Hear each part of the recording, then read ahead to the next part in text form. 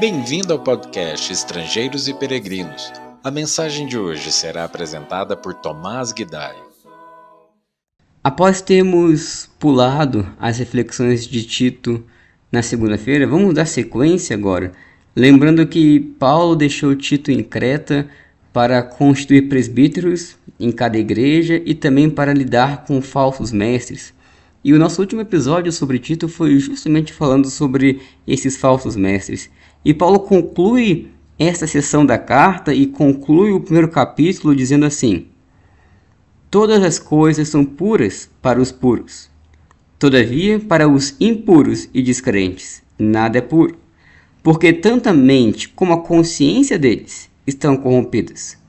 No tocante a Deus, professam conhecê-lo. Entretanto, o negam por suas obras. É por isso que são abomináveis, desobedientes e reprovados para toda boa obra. Tito capítulo 1, versículos 15 e 16. Paulo disse que tudo é puro para os puros, ou seja, para aqueles que foram purificados por Cristo e mantêm ainda sua pureza, não se envolvendo com o pecado.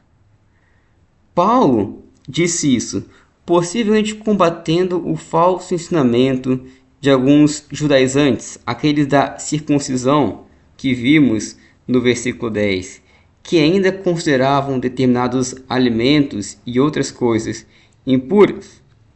Pode ser também que Paulo disse isso, combatendo outro tipo de falso ensinamento, um semelhante ao que ele mencionou em 1 Timóteo capítulo 4, de falsos mestres que proibiam o casamento e o consumo de alimentos, coisas essas que Deus criou para serem recebidas com ações de graças.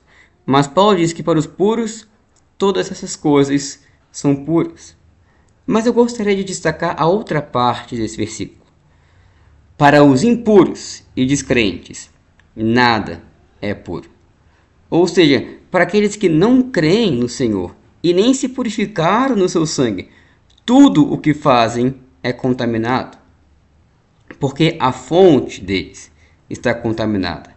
Assim como um rio inteiro é contaminado por uma sujeira no seu manancial, tudo que um homem faz está contaminado se a sua mente e se a sua consciência estão contaminados. E eu acho interessante nós pensarmos nesse versículo, porque não é difícil encontrarmos pessoas que estão convictas da sua salvação por pensarem: eu não faço mal a ninguém, ou eu sou religioso, eu vou à igreja, ou eu sou uma boa pessoa, honesta, como se isso bastasse. É até cômico pensar que em todos os funerais, não importa o quão perversa ou maligna uma pessoa tenha sido, sempre vão ser destacadas suas boas obras e como Deus supostamente está esperando de braços abertos essa pessoa.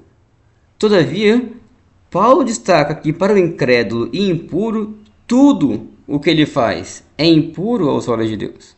Então, para ser salvo, é necessário mais do que fazer boas coisas. É necessário mais do que se abster de praticar o mal contra o outro. É necessário mais do que ser alguém moralmente bom. É necessário ser purificado pelo sangue de Cristo. Paulo diz que tudo é impuro para os impuros porque a sua mente e a sua consciência estão impuras, corrompidas. Mente como uma referência aqui ao raciocínio, a forma de pensar. Pare para pensar como as filosofias do mundo e até mesmo a falta de sinceridade em nós pervertem o nosso raciocínio, nos leva a rejeitar a verdade. E por consciência, nós entendemos que é aquele mecanismo que é em nós, que serve como um juiz, que nos acusa quando fazemos algo de errado. Mas os impuros têm a sua consciência cauterizada, pervertida, corrompida. É um juiz corrompido, digamos assim, que somente em Cristo, pelo batismo, pode ser purificado, como Pedro escreveu em 1 Pedro 3, versículo 21. Então, se a mente e a consciência de alguém estão corrompidas, por consequência, tudo que essa pessoa faz é corrompido também.